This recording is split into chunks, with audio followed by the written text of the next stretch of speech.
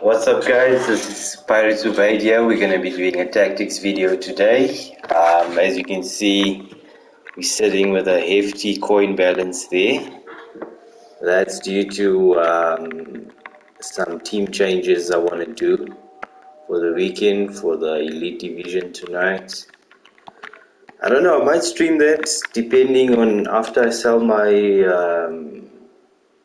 investments. So that's what we're going to do. We try and get in Ronaldo there. So yeah, it's going to be a bit of a crazy team. But for now, let's get down to the real business of the tactics here. So obviously this is just my starting formation. This is my team. It's not too shabby. So this is my go-to formation that I'm using right now.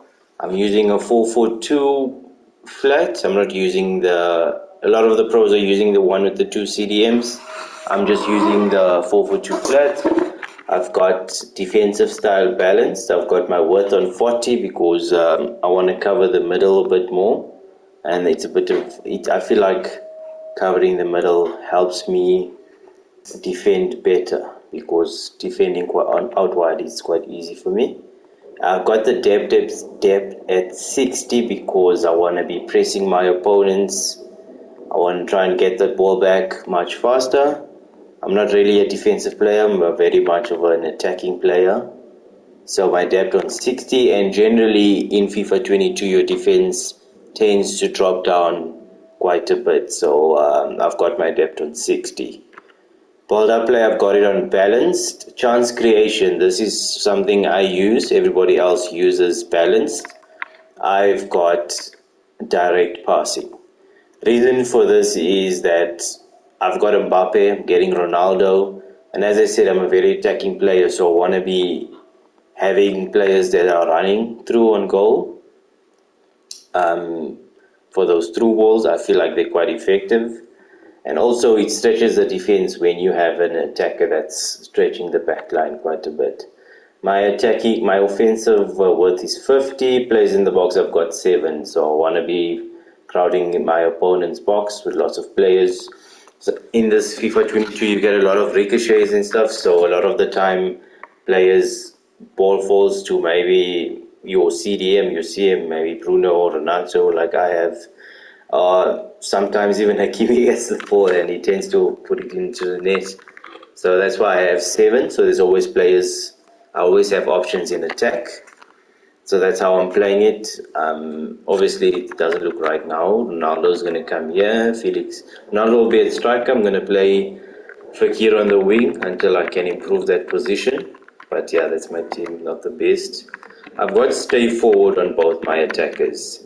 So they'll always be up top, keeping that my opponent's defenders on their toes, and obviously I've got they on stay forward, so they'll always be up top ready for counter attack. I have my 2 center mids, Renato and Bruno. I have them on cover center and stay back because they get lost. For me, I don't know about the other guys, but for me the center mids are always getting lost in the game, so I tend to have better control when I have them on stay back. Then I have my wingers on getting to the box for crosses. The reason being for this is that those RBX crosses that you have at the back post, they're quite overpowered. If you run straight to the byline, you tend to get that tap in at the back post. Same goes for the left winger. I don't have stay back or come back on defense for any of them because I feel like then it feels too much like park the bus. They're sitting too deep in your own half, so it's a bit of a problem to attack. Then definitely your centre backs will have them on stay back, and I have my full backs on stay back while attacking, both of them. This helps with keeping your defense in shape, basically. Yeah, that's my main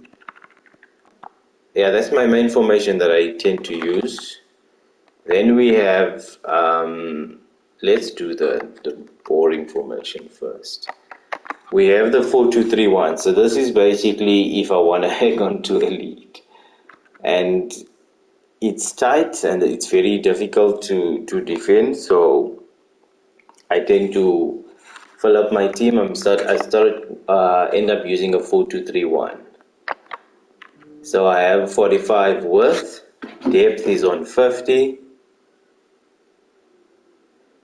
And I have the chance creation is on possession, so it gives me a lot of passing options basically when I'm being pressed in the attack. Obviously this is for when your opponent's putting a lot of pressure on you and you want to hold out the game. Basically you want to take that win. Basically that's when your opponent's really pressing. You've got 5 players in the box, so you don't want too many players running the box. You leave yourself open to a counter attack.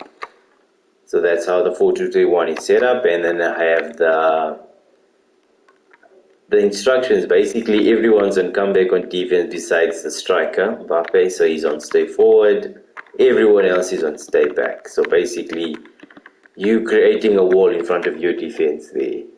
And this is basically the best way I feel if you want to hold out a lead.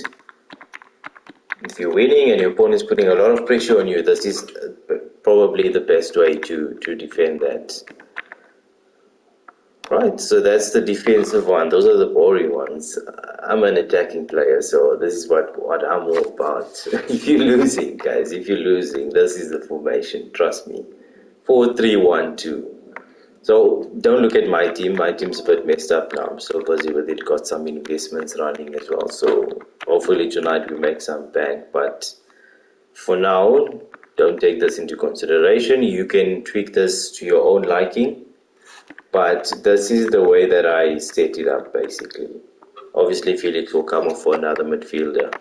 Then we have the tactics. This is from the 75th minute. If you do it sooner than the 75th minute, your players are going to be dead and you're definitely going to get counted playing this formation.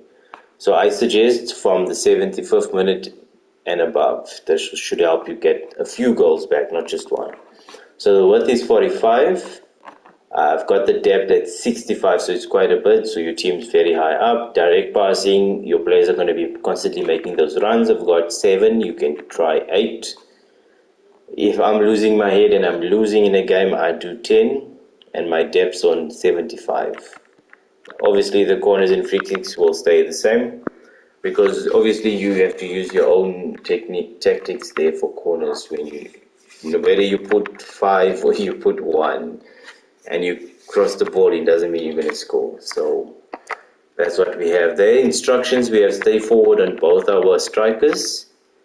We have stay forward on the cam as well, so you'll be able to create for the strikers, and we only have stay back on the CDM, so we only want the CDM to come back.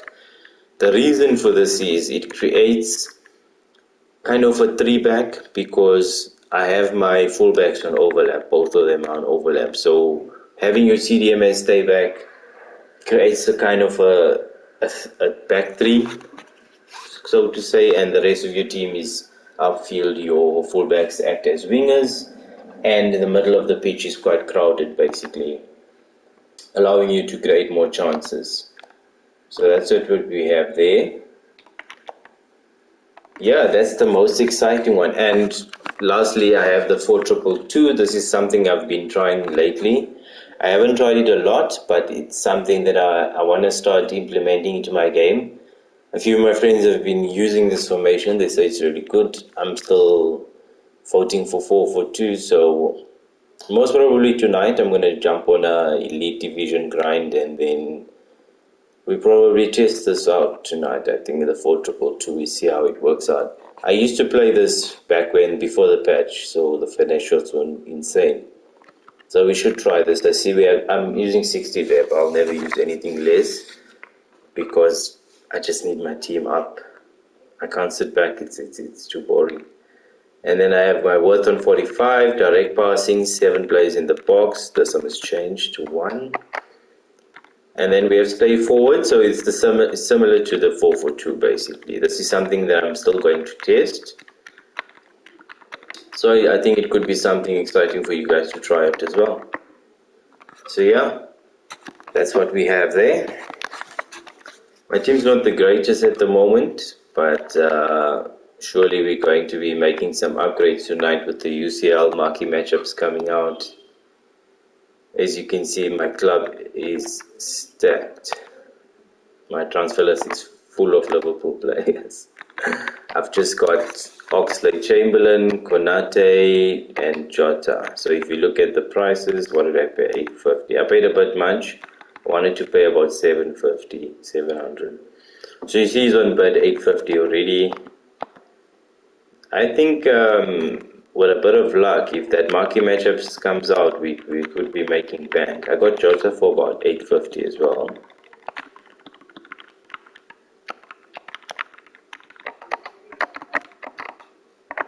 I think he's about 1,000 now. Yeah, he's up. There we go. If you look at the time at the bottom, he's soon going to be 1.1. So yeah, we're going to be making bank there quite a bit. But yeah, that's our tactics video. I hope you guys enjoyed the tactic video. I hope you guys drop a like and subscribe, and check you guys next time.